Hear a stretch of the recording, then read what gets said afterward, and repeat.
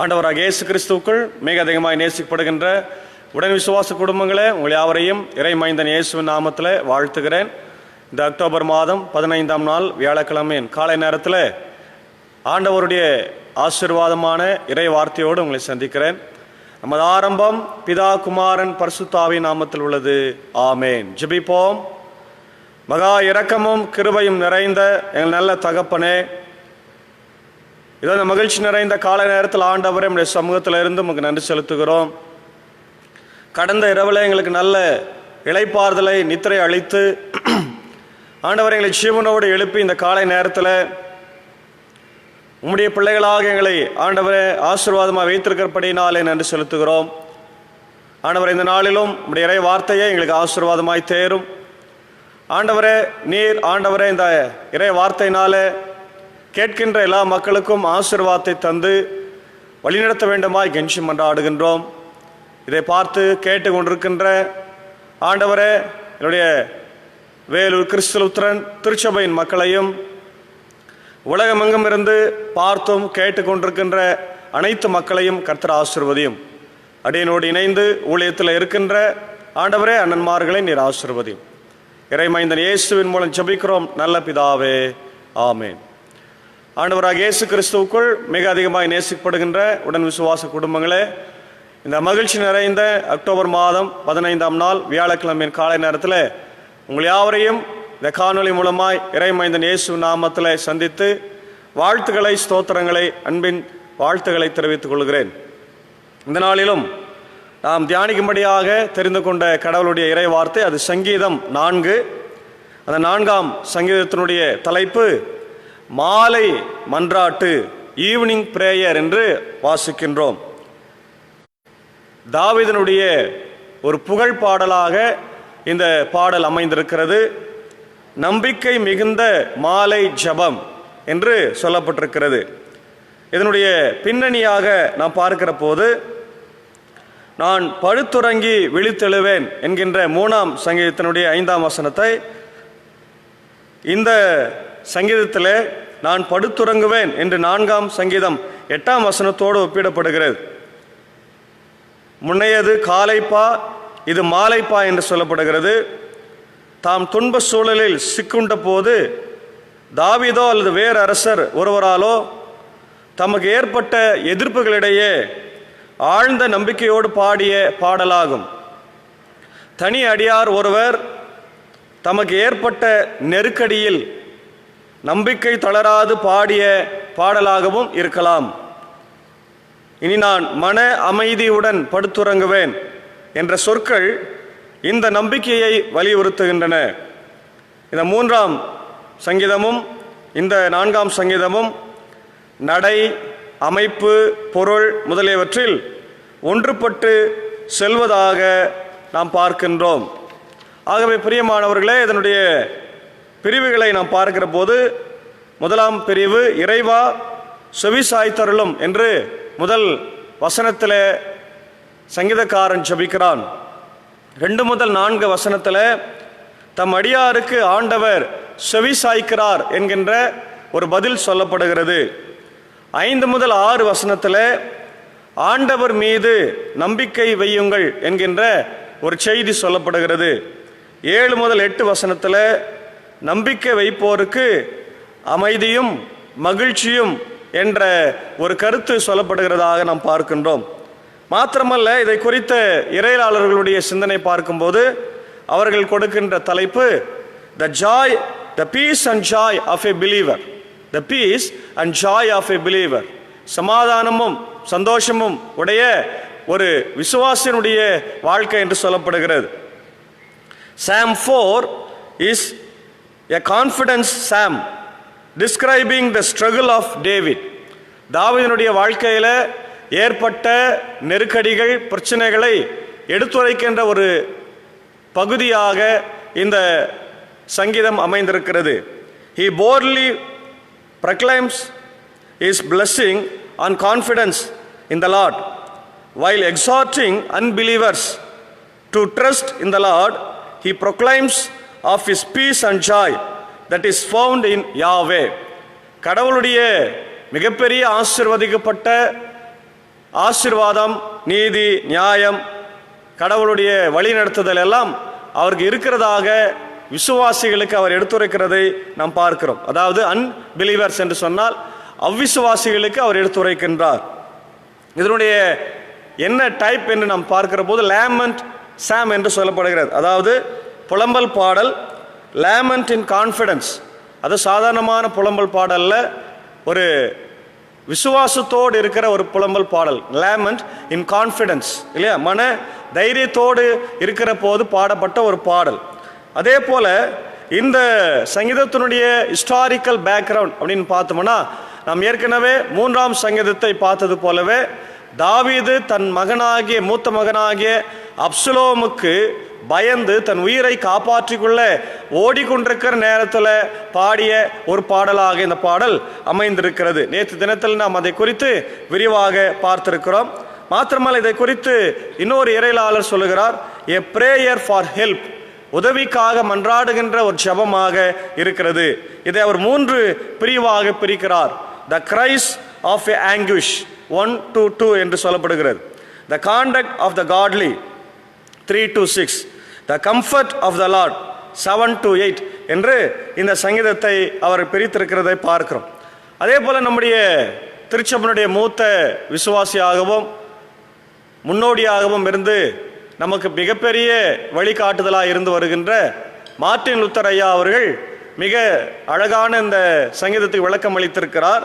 அவர் சொல்லுகிறார், the 3 blessings of tribulation and trouble, the 3 blessings of tribulation and trouble, 3 ஆசீர்வாதங்கள் என்று நாம் பார்க்கின்றோம். இந்த சங்கீதத்தினுடைய முதல் தலைப்பில் அதை தான் அவர் சொல்லி இருக்கிறார். The Psalm 4 is one of the great evening psalms, a psalm of confidence and faith. Verse 1 reads, you have relieved me in my distress என்று சொல்லப்பட்டிருக்கிறது. அதாவது 4ஆம் சங்கீதத்தில் முதல் வசனத்தில், எனக்கு நீதி அருள்கின்ற கடவுளே, நான் மன்றாடும் போது எனக்கு பதில் அளித்தருளும், நான் நெருக்கடியில் இருக்கும்போது நீர் எனக்கு துணை புரிந்தீர், இப்போதும் எனக்கு இறங்கி என் வேண்டுதலுக்கு செவி சாய்த்தருளும் என்று சங்கீதக்காரன் அழைக்கிறதை இங்க சொல்றார். நீர் என்னை ஆண்டவரே விடுதலை செய்திருக்கிறீர் என்கின்ற ஒரு இறை வார்த்தையை இங்கே சங்கீதக்காரன் சொல்லுகிறதை மார்ட்டின் லூத்தர் இங்கே கோட் பண்றதை நாம் பார்க்கிறோம். அவர் இதை குறித்து என்ன சொல்றாருன்னா, Luther translates this more literally, in tribulation you made room for me, in tribulation you made room for me. tribulation என்று சொல்லுகிற போது துன்பங்கள், துயரங்கள். இந்த துன்பங்கள், துயரங்கள் ஏற்படுகிற நேரத்தில் ஆண்டவர் எனக்கு ஒரு பெரிய வழியை ஆயத்தம் பண்ணினார் என்று இங்கே மார்ட்டின் லூத்தர் அழகாக சொல்லுகின்றார். 3 follows the second part of the verse in tribulation. Thou didst make room for me, behold, also in adversity is God has had a compassion. இப்படிப்பட்ட சூழ்நிலையில் கடவுள் என் மேல அன்பாய் இருக்கிறார், கிருபையாய் இருக்கிறார் என்ற சத்தியத்தை இங்கே மார்ட்டின் லூத்தர் நமக்கு இந்த சங்கீதத்தின் மூலமாக இன்னும் தெளிவுபடுத்துகிறார். ஆம் பிரியமானவர்களே, இந்த உலகத்தில் ஏற்படுகின்ற பிரச்சனைகள், கஷ்டங்கள், கவலைகள், வேதனைகள் இவைகளின் மத்தியில் ஆண்டவர் நம்மோடு கூட இருக்கிறாரா என்ற கேள்வி அளிக்கின்ற ஒரு பகுதியாக இந்த சங்கீத பகுதி அமைந்திருக்கிறதை நாம் பார்க்கிறோம். Truly, He is a faithful and kind God, who for His own name's sake alone deem us, who are unworthy and evil, worthy of such great blessings, and who can be worthy in the presence of such a great majesty, except one whom He Himself made worthy. This indeed is what reason affirms, for He is the highest and has no need of anyone's blessings என்று சொல்லப்படுகிறது. பிரியமானவர்களே, இங்கே பலவிதமான அர்த்தங்களுடைய இந்த சங்கீதத்தில் Martin Luther நமக்கு பல விளக்கங்களை கொடுக்கிறார். குறிப்பாக ரோமர் 11:22 நாம் பார்க்கின்றோம் இல்லையா, what great things He offers in adversity in the midst of tribulation, what faithful love He sends in the tribulation. கஷ்டத்தில் அவர் நம்ம மேல வைத்திருக்கின்ற அன்பை விளங்க பண்ணுகிறார், பாசத்தை விளங்க பண்ணுகிறார், கிருபையை விளங்க பண்ணுகிறார் என்று நாம் பார்க்கிறோம். அதே போல, my child, if you come forward to serve the Lord, namely through justification, prepare your souls for trials என்று சொல்லப்படுகிறது. ஆண்டவருக்காக நீ வாழ தொடங்கினால், ஆண்டவருக்காக நீ ஊழியம் செய்ய வந்தால், நிச்சயமாக உன்னுடைய ஆத்மாவுக்கு பிரச்சனை வரும், சமாதானத்தை இழந்து போவ. ஆனாலும் ஆண்டவரனோடு கூட அந்த பிரச்சனையிலிருந்து உன்னை வழிநடத்தி கொண்டிருக்கிறார் என்று சொன்னால் மிகையாகாது. அதே போல பிரியமானவர்களே, எங்க நிறைய ஆசீர்வாதங்களை குறித்து மார்ட்டின் லூத்தர் நமக்கு நிறைய எஜுகேட் பண்ணி கொண்டே இருக்கிறார். சங்கீதம் 18:35 நாம் வாசிக்கிறோம். நீதிமொழிகள் 3:11 நாம் வாசிக்கின்றோம். சங்கீதம் 119, 104 நாம் வாசிக்கிறோம். என்ன? ஆண்டவரே, நான் துன்பப்படுவதாலே உன் பிரமாணங்களை கற்றுக்கொண்டேன் என்று சங்கீதக்காரன் சொல்றான். நான் துன்பப்படுவதனாலே உன் பிரமாணங்களை through thy precepts I get understanding. I believe that only those with experience என்று அவன் சொல்லுகிறதை பார்க்கிறோம். இரண்டாவது ஸ்ட்ரென்த். முதல்ல விசுவாசம், ரெண்டாவது ஸ்ட்ரென்த் கொடுக்கிறாரு. 2 கொரிந்தியர் 12:9 அங்க பார்க்கிறோம் இல்லையா? Strength is made perfect in weakness. கடந்த வாரத்தில் கூட நம்ம ஞாயிற்றுக்கிழமையில் பார்த்தோம். என்னை பலப்படுத்துகிற கிறிஸ்துவனாலே எல்லாவற்றையும் செய்ய எனக்கு வல்லமை உண்டு என்று பவுல் சொல்லுகிற ஒரு மிகப்பெரிய அசைக்க முடியாத ஸ்ட்ரென்த்தை கடவுள் இந்த சங்கீதத்தின் வழியாக தருகிறார் என்று நாம் வாசிக்கிறோம். சங்கீதம் 119:17, 1 சாமுவேல் 2:4 இந்த காரியங்களை நாம் பார்க்கிறோம். மூன்றாவது, இங்கே ஆண்டவர் நம்ம கொடுப்பது கம்ஃபர்ட் அண்ட் ஜாய். முதல்ல விசுவாசத்தையும் ஆசீர்வாதத்தையும் கொடுக்கின்றாரு.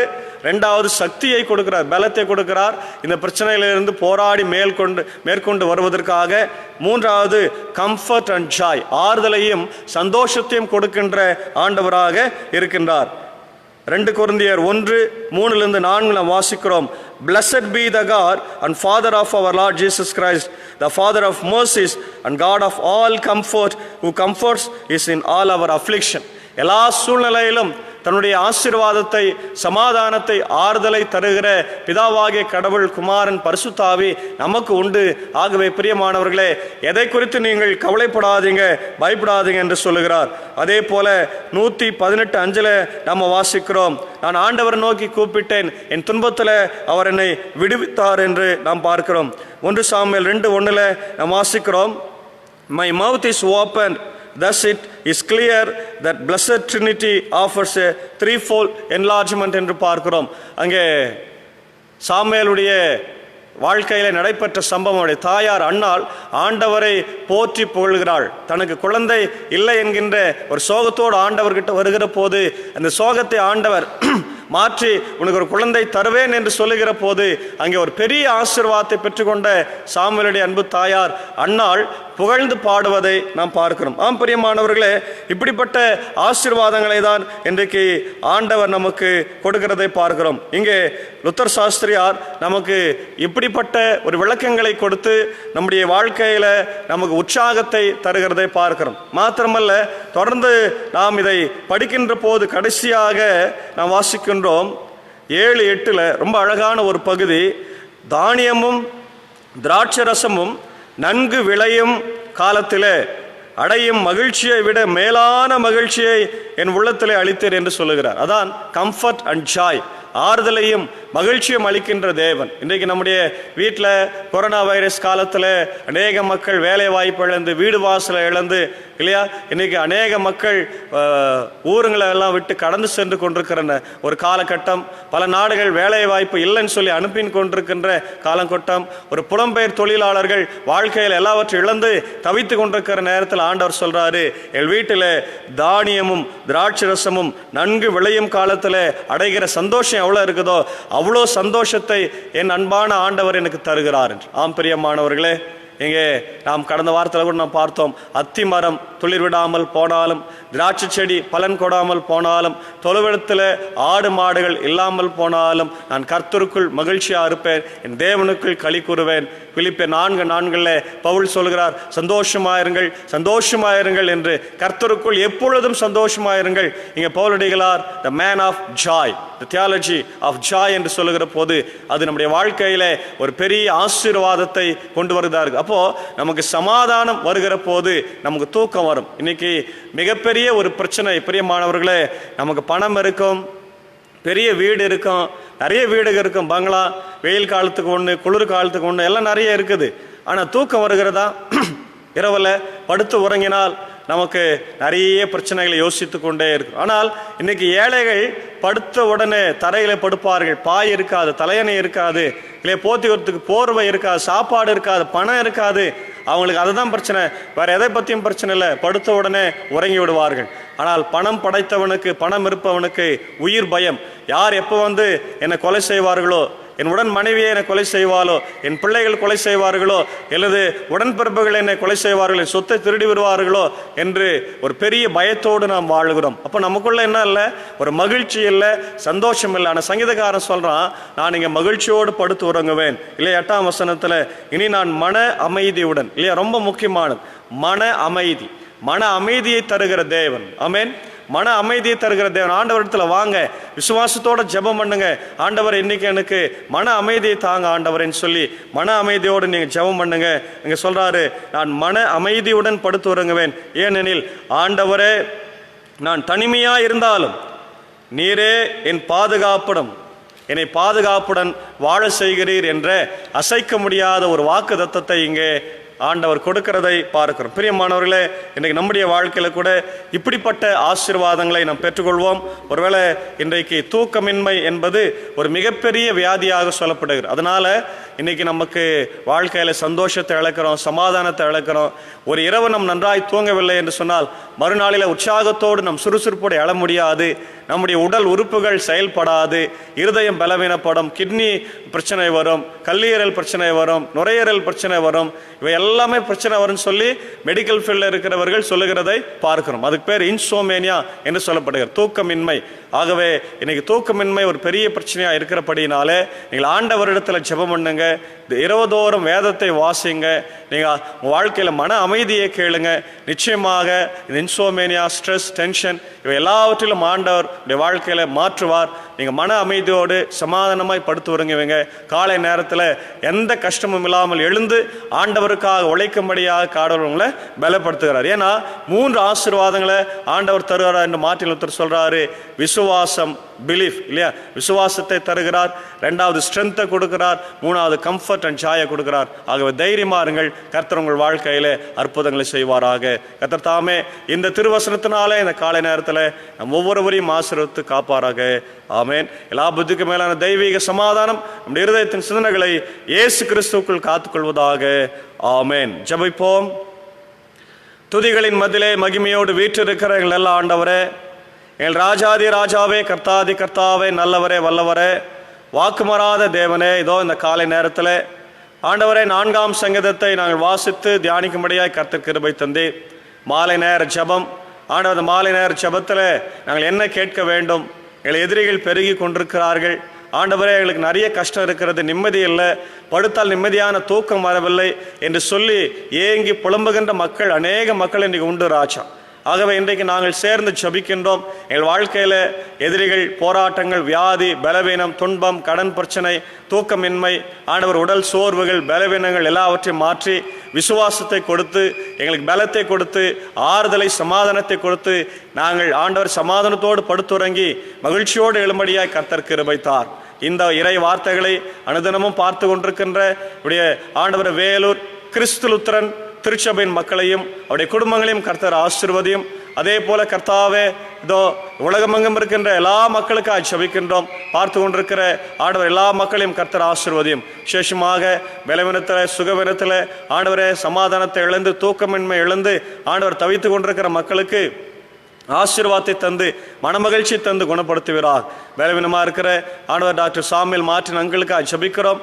ஆண்டவர் அவரை பலப்படுத்துகிறார். சீக்கிரமாய் சுகம் பெற்ற மதில திரும்பி ஆண்டவரை ஒரு நாள் இறை வார்த்தை பார்க்கும்படியாக கிருபை தாரும். ஆண்டவர் அதே போல அன்பு தம்பி மார்ட்டின் லூத்தருக்காக ஜெபிக்கிறோம். மகனையும் பலப்படுத்தும், அவனுக்கும் நல்ல சுகபலன் ஜீவனை தாரும். இன்னும் யாரெல்லாம் சுகவீனமாய் பலவீனமாய் இருக்கிறார்களோ எல்லாருக்கும் என் தேவன் நல்ல சுகபலன் ஜீவனை தாரும். ஆண்டவர் இந்த நாளில் திருமண நாள், பிறந்த நாளை காண்டு நன்றி செலுத்துகின்ற எல்லா மக்களையும் விசேஷமாய் ஆசீர்வதியும்.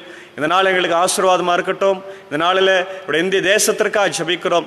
ஜனாதிபதி, பிரதமர், ஆண்டவரை முன்காலத்திலே பணியாற்றுகிற மருத்துவர்கள், செவிலியர்கள், காவல்துறை, தூய்மை பணியாளர்களுக்காக ஜெபிக்கிறோம். இந்த வைரஸினுடைய தாக்கம் நாளுக்கு நாள் பல இடங்களில் அதிகரித்து கொண்டிருக்கிறது ராஜா. எங்களுடைய ஆண்டவர் எதிர் வீட்டில், பக்கத்து வீட்டில், இன்றைக்கு எங்கள் வீட்டில் கூட இது இருக்கிறது ராஜா. எல்லாவற்றையும் மாற்றுங்க. உயிர் சேதம் வராதபடி ஆண்டவர் எங்களை பாதுகாத்துக் கொள்ள வேண்டுமா ஜெபிக்கிறோம். தொடர்ந்து இந்த நாளின் எல்லா பணிகளையும், பயணங்களையும், செயல்பாடுகளையும் ஆசீர்வதியும். அடியனோடு இணைந்து ஊழியத்தில் இருக்கின்ற என்னுடைய அன்பர்சன் சாருக்காக, அவருடைய அருமையான ஆண்டவர் குடும்பத்திற்காக, கோயில் பிள்ளை ராஜனுக்காக, ஆனந்தராஜ் அண்ணனுக்காக ஜெபிக்கணும். எல்லா மக்களையும் கர்த்தர் விசேஷமாய் ஆசீர்வதியும். வெளிநாட்டில் பார்த்து கொண்டிருக்கிற எல்லா மக்களுக்கும் நல்ல சுகபலன் ஜீவனை தந்து வழிநடத்தும். ஊழியத்தில் இருக்கிற போதக பிதாக்களுக்காக நான் ஜெபிக்கின்றோம். ஆண்டவர் ஊழியர்களுக்காக ஜெபிக்கின்றோம். அதே போல கர்த்தாவே, அவருடைய இந்திய சுவிசேஷ லுத்தரன் திருச்சபை 3 சபை சங்கங்களுக்காக ஜெபிக்கின்றோம். எல்லாரையும் என் தேவன் ஆசீர்வதித்து வழிநடத்தும். துதி கன மகிமை உமக்கே செலுத்துகிறோம். இயேசுவின் மூலம் ஜெபிக்கிறோம் நல்ல பிதாவே, ஆமென். நமது ஆண்டவராக இயேசு கிறிஸ்துவின் கிருபை, பிதாவாகிய கடவுளுடைய அன்பு, பரிசுத்த ஆவியின் ஐக்கியம் நம் அனைவரோடு கூட தங்கி தரித்திருப்பதாக. ஆமென்.